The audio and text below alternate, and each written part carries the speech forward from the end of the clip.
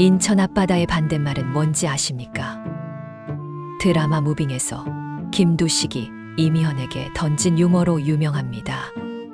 일상의 진지함에 돌을 던져보는 것, 상식을 식상하게 생각해보는 것, 그렇게 과감히 변신하는 것이 유머리스트의 시작이 됩니다. 유머 감각이 뛰어난 사람은 행복합니다. 그들은 사람들에게 기쁨을 선사합니다. 꾹 닫힌 입을 열게 하고 굳어버린 얼굴 근육을 이완시켜 줍니다. 복근에 긴장을 불어넣어 웃음을 터져 나오게 함으로써 사람들을 건강하게 만들어 줍니다. 그리고 그들은 사람들이 자신을 따르게 만듭니다. 철학자 니체는 유머는 삶에서 마법 같은 것이고 우리는 웃음을 통해 인생을 더욱 아름답게 만든다고 했습니다.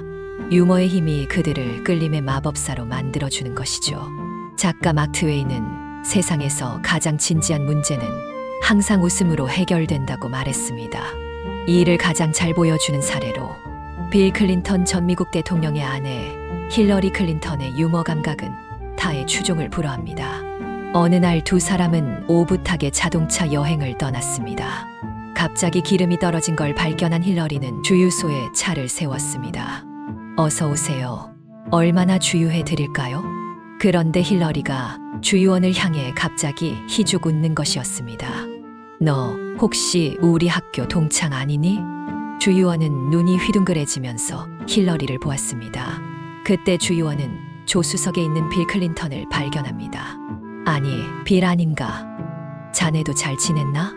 힐러리와 같은 학교를 다녔던 클린턴도 주유원이 잘 아는 동창생이었습니다. 주유를 마친 그들은 작별 인사를 하고 다시 차를 몰았습니다. 조수석에 앉아있던 클린턴이 웃으면서 힐러리에게 말했죠. 아마 당신이 저 친구와 연애를 했었더라면 영부인은 꿈도 못 꿨겠지.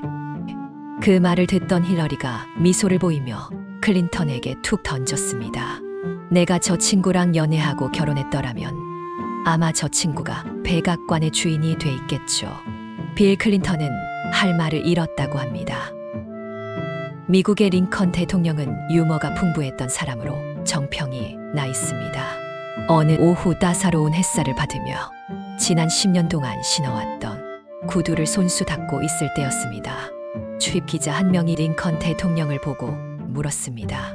아니, 대통령께서 자기 구두를 직접 닦는다는 게 말이 된다고 보십니까? 그러자 링컨은 웃으면서 말했습니다. 그럼 대통령은 항상 남의 구두만 닦아줘야 하나요? 유머리스트가 되려면 어떻게 하면 좋을까요?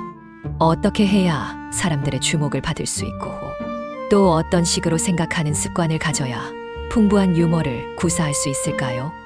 첫째는 단어의 의미나 발음을 뒤집는 방법이 있습니다. 이른바 7080 아재 개그로 불리는 이 유머는 드라마 무빙에서 김두식이 이미현에게 던진 유머로 유명합니다. 인천 앞바다의 반대말은 뭔지 아십니까? 정답은 인천 엄마다 였습니다. 발음을 뒤집는 방법이죠. 이건 너무 상식에 어긋나. 맞아, 그래서 너무 식상해.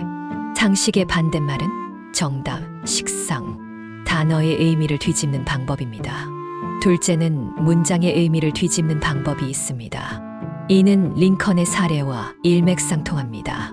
구두를 손수 직접 닦으시다니요. 그럼 내가 평생 남의 구두나 닦아야 하는가요? 이는 문장의 맥락을 뒤집는 역발상에서 나오는 유머입니다.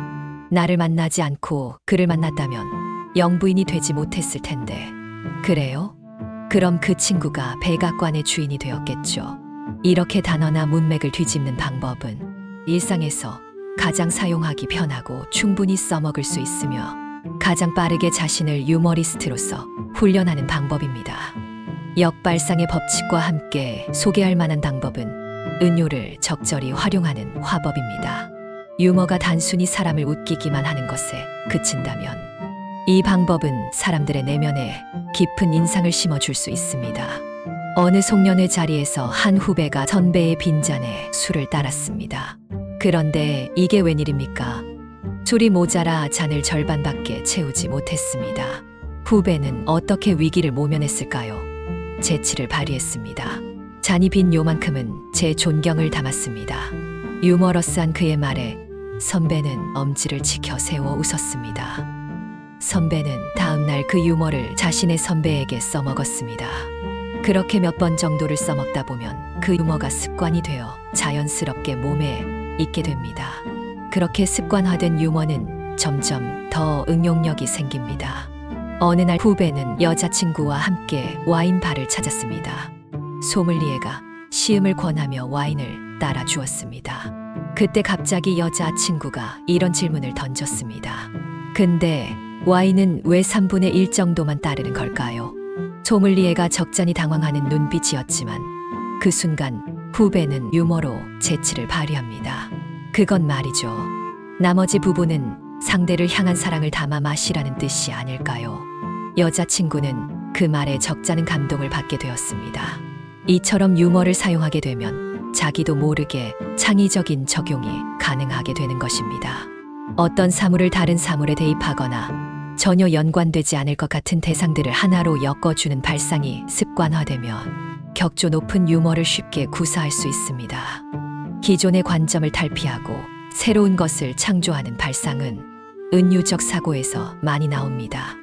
초코파이에서 정을 떠올리게 하는 초코파이정 광고도 침대에서 과학을 연상케 하는 침대는 과학이란 광고도 모두 은유적인 방법입니다. 역발상과 은유적인 사고방식, 이 두 가지는 일상에서 쉽게 활용할 수 있는 방법입니다. 이 방법으로 훈련하면서 창의적으로 적용해 보십시오.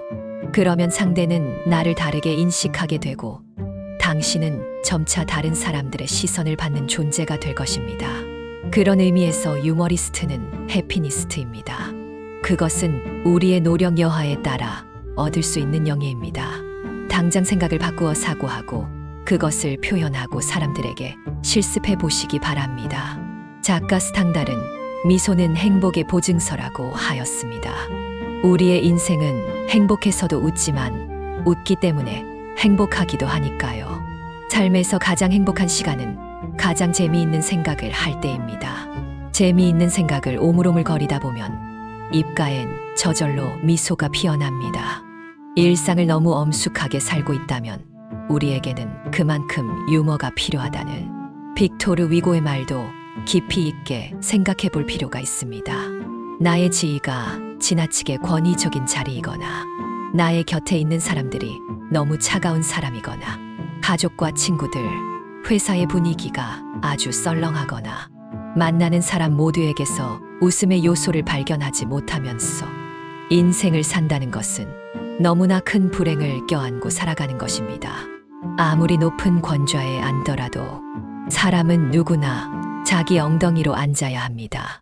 일상의 진지함에 돌을 던져보는 것, 상식을 식상하게 생각해보는 것, 그렇게 자신의 속마음과 겉모습을 과감히 변신하는 것이 유머리스트의 시작이 됩니다.